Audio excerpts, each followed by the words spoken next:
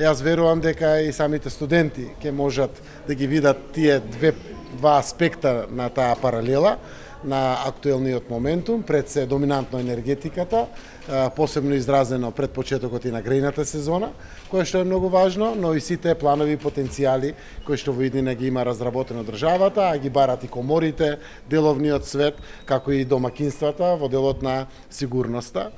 Сите знаеме дека инвеститор домашен или странски не се нафаќа да инвестира во ништо ако нема стабилен извор на енергија, затоа што ништо не тргнува со било какво производство без енергијата и затоа верувам дека Северна Македонија мора да продолжи во реализација на својата национална стратегија за енергетика, за да можеме да продолжиме и со целосно создавањето и одржувањето на амбиентот на привлекување на домашни и инострански инвестиции. Господине Заев, што значи падот на цената на електричната енергија од вчера? Се намали за околу 50% во светските берзи. Знаете, ако ги следите фјучерсите или она што значи предвидувања за енергијата, овој квартал, последниот и првиот квартал од следната година беа планирани за цена од 500 евра по мегават час до 1000 евра по мегават час. Вчера цената на берзите беше околу 200 евра, а веќе сме длабоко навлезени во последниот квартал. Според мене, доминантно тоа се должи на одлуките на Европската Унија да ја регулира, односно да ја ограничи максималната цена на струјата, почнаа процедурите за одлуките и веднаш се стабилизираа пазарите. Цената се формира, знаат секој економист, тука знаат веќе и младите студенти, на побарувачка и понуда.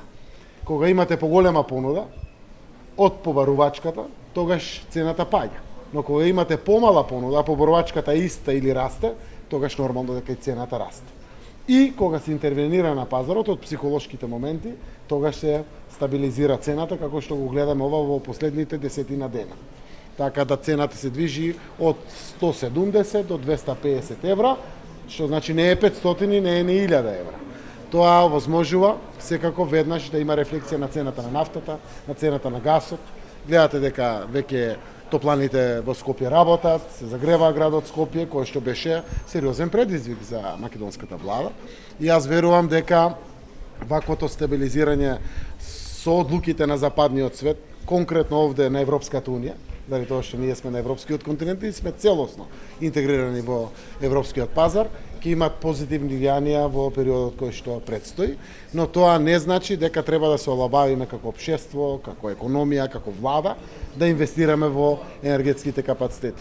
Многу ќе ни беше полесно ако низ децениите наназад се инвестирало како што треба во нови енергетски капацитети. Сите треба да знаеме во националната стратегија големите енергетски објекти во нашата земја, тоа се јагленовите електрани во Рек Битола и во Осломеј, до крајот на оваа деценија мора да бидат затворени. Затоа што одиме кон Европската Унија, затоа што CO2 сертификати ќе плаќаме и тоа не е одржливо. А до тогаш мораме сето тоа да го замениме и плюс да надокнадиме со 30% тоа што ни е дефицит од увоз, да си го имаме како сопствена енергија. Би направил уште повеќе инвестиции во енергетиката. Само да има повеќе колку што може производство. Од и најсигурна и најстабилна енергија домашната енергија.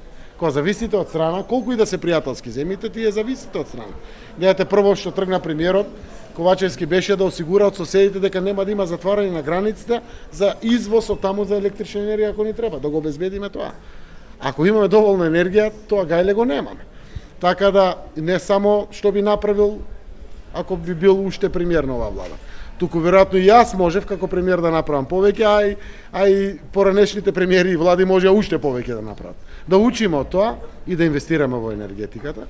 Имаме прекрасно сонце за фотоволтаици, имаме ветришта на некои 20 на локации со добри мерења за ветерници.